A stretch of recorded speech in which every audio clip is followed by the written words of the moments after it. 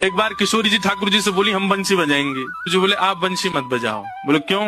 बोले बजेगी नहीं आप। किशोरी जी बोली अच्छा हमसे नहीं बजेगी। ललिता विशाखा तुरंत आ गई, ये पहले आ जाए लड़वे लाल जी थे। का कही तुमने?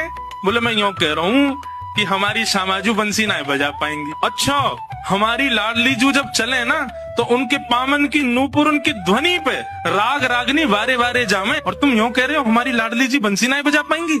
चलो जल्दी अपनी बंसी दो, हमारी किशोरी जी बजाएंगी। अरे मैं कोई किशोरी जी पे संशय ना कर रहा हूँ, किशोरी जी पे कोई आक्षेप ना कर रहा हूँ, वो साक्षात संगीत स्वरूपा है, पर मेरी बंसी जे ना बजा पाई। ललिता जी बोली आज तो यही बंसी बजेगी, अब ही बजेगी और तुम्हारे सामने ही बजेगी, लाओ दो। ठाकुर जी बोले नए माननी बात, लो दे दो। हे लाडली जू आज दिखा दो यार, जो बहुत अपने आप को कुछ समझे बंसी बजावे और यूँ सोचे कि या के आगे कोई ना, आज आप बजाए दो, नेक दिखाए दो, अपना स्वर लगाए दो, यही को मूर्छित कर दी हूँ बंसी बजाए के। ठाकुर जी के हाँ श्री जी बजाओ, हमारा तो सौभाग्य कि हमारी बंसी आपकी सेवा में, पर मैं फिर कह रहा हूँ जी बजेगी नहीं। किशोरी जी ने अपने अधर पर वेणु धारण करके अपनी कोमल उंगलियों से छिद्रों को आच्छादित किया, और जैसे ही प्राण पिरोए बस हवा ही हवा निकले, स्वर नहीं निकले। ललिता विशाखा कह रही है अरे जल पिला गलो सुगो श्यामाजू को जल पिलाए दियो, लेकिन बंसी नए बजे। ठाकुर जी मंद मंद मुस्कुरा रहे, अब मैं कह रहा हूँ नए बजेगी मुंह वापस कर दो।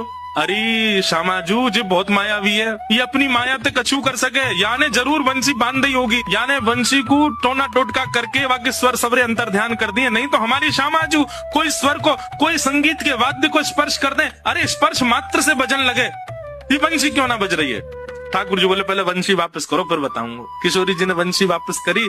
ठाकुर जी बोले अच्छा एक बात बताओ, आप वंशी को वादन करते समय मन में कौन को चिंतन कर रही?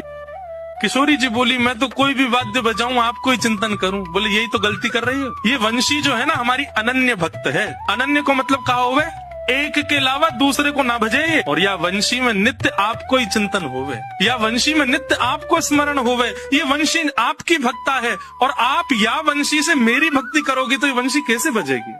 हे श्यामाजू आप नेत्र बंद करके अपनो ही चिंतन करो, मतलब अपने स्वरूप को ध्यान करो, जब आप अपनो ध्यान करोगी तब ये वंशी बजेगी, क्योंकि या वंशी में तो नित्य आपको ही गायन की हो जाए। किशोरी जी ने अधर पर वंशी रख के जैसे स्वयं को स्मरण किया, अपने रूप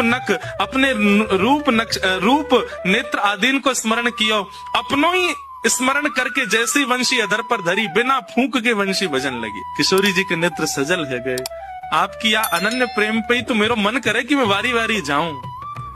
राधे राधे।